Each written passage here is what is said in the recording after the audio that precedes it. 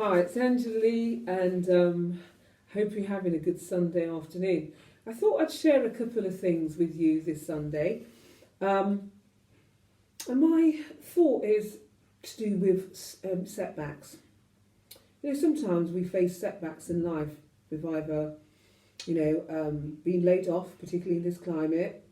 Perhaps we've had a diagnosis of some illness, or perhaps one of our kids have got into some sort of trouble, or it could be anything, a setback. But I'm sort of thinking, is it really a setup in disguise? In order to win in life, you need initiative, you need faith, and you need the will to live. Lots of people are facing so many challenges. Nothing seems stable or certain. The world of economics is crumbling. Industries and businesses are dying. There's an exam fiasco. Students are sort of, at wits with themselves, not knowing, what universities they're going to go to or what courses they're going to take. And everything seems to be in some sort of turmoil. But in order to move ahead, as I mentioned to you before, we need initiative. In terms of what we intend to do, amongst the chaos, amongst the crisis. Are you going to sink or are you going to swim? Initiative with regards to the choices and the decisions that you're going to make. That will inevitably shape your tomorrow. Initiative, in terms of the things that are, or that you believe in, ideologies, and particularly the things that you actually tell yourself, your self-talk. And the things that you tell yourself is so paramount. The internal monologues can ultimately shape you. Sometimes we systematically interrogate ourselves unnecessarily. I used to be a perfectionist. If things weren't done a particular way, I would really get sort of beside myself. And I've learned, through experience, life experience, that, there's no need to beat yourself up unnecessarily. And, it's okay to be human. It's okay to make mistakes. It's okay to have flaws. It's okay if you don't do things particularly, right. However, I think, when we tend to interrogate ourselves, we should use that as a catalyst to sort of motivate ourselves as opposed to beating ourselves up. A catalyst to motivate ourselves to reach our higher self. A catalyst so that we could reach our goals.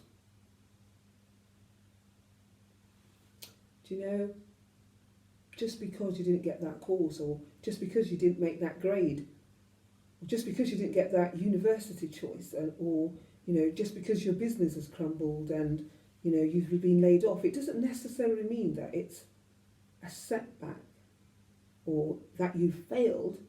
It could invariably be a blessing in disguise, and it could actually be a setup.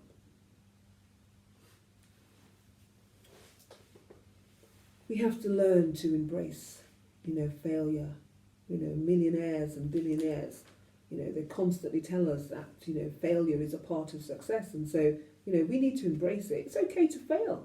It's okay if you didn't make that grade. I remembered my school life wasn't brilliant. I didn't make all my GCSE grades at the time. I was told, I remember, that I'll be lucky if I became a typist by my teachers back then. But now, or I have been, an English and media teacher. I'm also an author. And so you can't actually take on board someone's negative message over your life. And so we need to embrace failure because we can actually turn things around. And so auto-suggestion, one of the things that we do need is also faith. And auto-suggestion is actually entwined in our faith because it's basically the things that we tell ourselves. And as I mentioned, it's very important to listen to the things that we tell ourselves. We're not a failure. We are going to be a success despite our failures. And so, do you know, if you keep repeatedly, repeating negative monologues,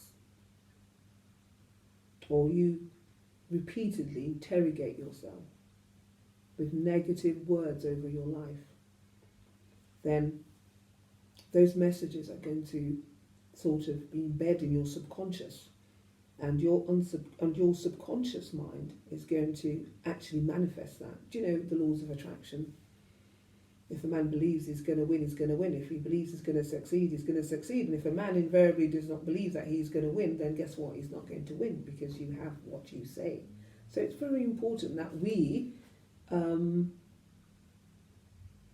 monitor or we master the auto-suggestions that we tell ourselves, because the orders go into our subconscious mind and into our spirit, as I mentioned, and then it actually determines whether we're going to become a success or not.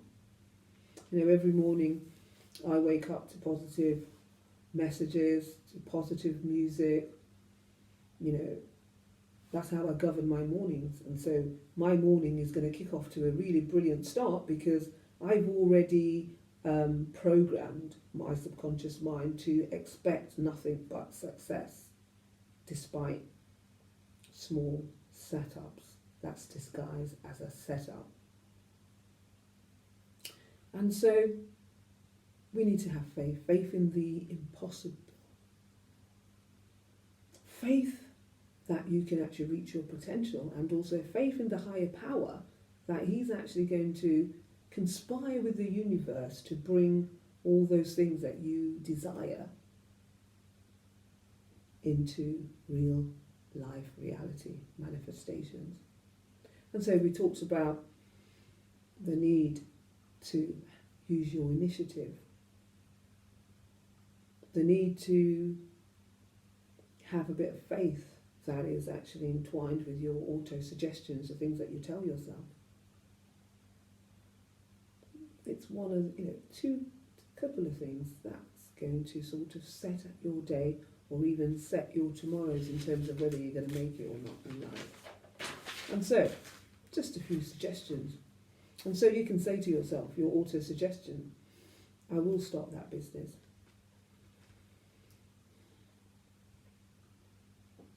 I will reach my target. I will get that car. I will start that course. I will get on that university place. You can start being repetitive in telling yourself that and visualize that you've actually achieved it. You know, speaking those things up, be not as though they were.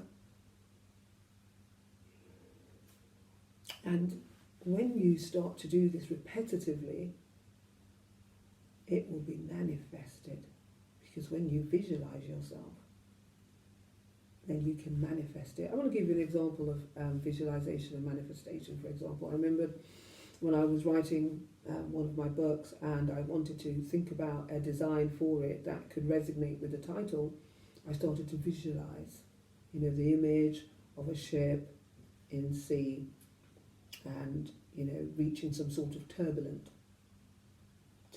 because the title was, is life a cruise. And so, in our lives we face turbulences in our lives. And so the picture, the image, I had to visualize the image of turbulence. I had to visualize an image that would resonate with the title. When I visualized that, I gave it to my designer, and she was able to play with a couple of images, and then it came into manifestation. The book cover came into manifestation.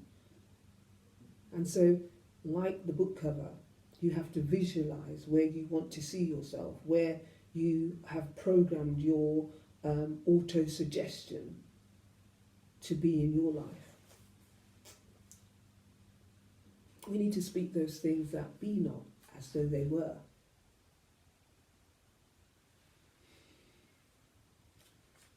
And, it's a necessary, link to, the sixth sense.